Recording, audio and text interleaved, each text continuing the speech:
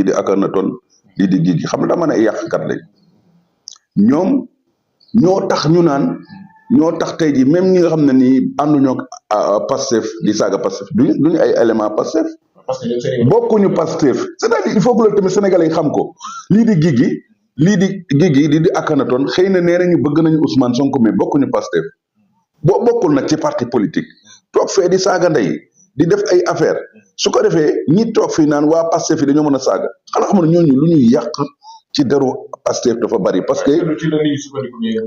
dañuy saaga te ñooñu bokkuñu Pastef moo tax ma ne ñooñu il faut ñu wax si ñoom lii di Akhenaton il faut que sénégalais yi xam ne Akhenaton ak Guigui duñu Pastef c'est des activistes